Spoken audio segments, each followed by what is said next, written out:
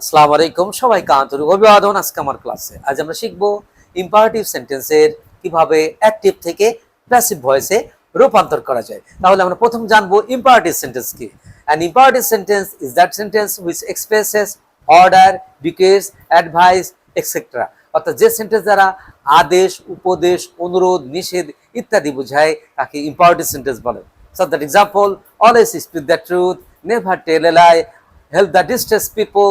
ওকে, তাহলে আমরা এখন শিখব কিভাবে অ্যাক্টিভ থেকে প্যাসিভ ভয়েসে রূপান্তর করা যায়। এখন আমরা রুলের মাধ্যমে, নিয়মের মাধ্যমে ধারাবাহিকভাবে এই অ্যাক্টিভ থেকে প্যাসিভ শিখব।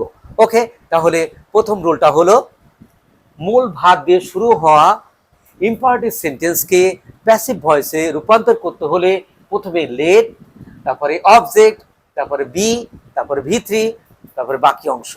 ওকে, তাহলে প্রথম রুলটা হলো মূল ভাব দ্বারা শুরু হওয়া ইম্পারেটিভ সেন্টেন্সকে প্যাসিভ ভয়েসে রূপান্তর করতে হলে প্রথমে কি বসবে? প্রথমে লেট বসবে, তারপরে সেন্টেন্সের অবজেক্ট বসবে, তারপরে বি বিভাগ, তারপরে ভি3 অর্থাৎ মূল ভার্বের পাস্ট পার্টিসিপল, তারপরে বাকি অংশ।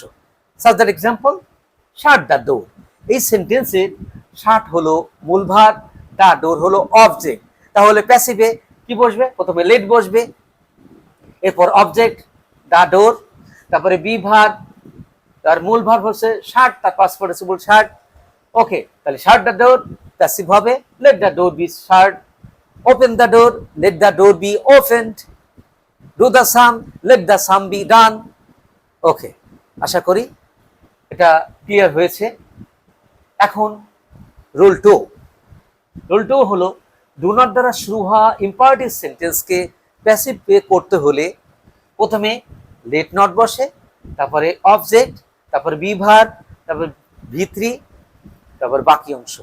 ওকে, তাহলে রুল 2 হলো ডু নট দ্বারা শুরু হওয়া ইম্পারেটিভ সেন্টেন্সকে প্যাসিভ করতে হলে প্রথমে লেট নট বসে, তারপরে অবজেক্ট বসবে, তারপরে বি ভার্ব, তারপরে ভি3 অর্থাৎ মূল ভার্বের পাস্ট পার্টিসিপল, তারপরে বাকি অংশ। ওকে, ডু নট ডু ইট এই সেন্টেন্সের ডু নট দ্বারা শুরু হয়েছে। এটা এখানে এই ডু হলো মূল ভার্ব, ইট হলো অবজেক্ট। তাহলে প্যাসিভ হবে কি? প্রথমে লেট নট বসবে, তারপরে ইট অবজেক্ট, তারপরে বি ভার্ব যুক্ত হলো বি ভার্ব, এরপর মূল ভার্ব হচ্ছে ডু, তার পাস্ট পার্টিসিপল ডান। তাহলে do not do it passive হবে লেট নট ইট বি ডান।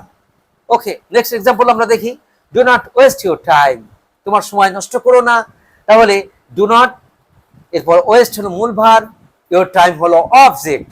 তাহলে প্যাসিভ হবে লেট নট, তারপর অবজেক্ট ইউর টাইম, তারপর বি ভার্ব, ওয়েস্ট এর পাস্ট পার্টিসিপল ওয়েস্টেড। তাহলে do not waste your time passive হবে let not your time be wasted. যদি never দিয়ে শুরু হয় সেন্টেন্সে ইম্পারেটিভটা, তাহলে কিভাবে প্যাসিভ করতে হয়? নেভার টেল এ লাই। তাহলে প্রথমে লেট, তারপর নেভার, তারপর অবজেক্ট বসবে, তারপর বি ভার্ব, মূল ভার্বের past participle. Okay, never tell a lie, let never a lie be told.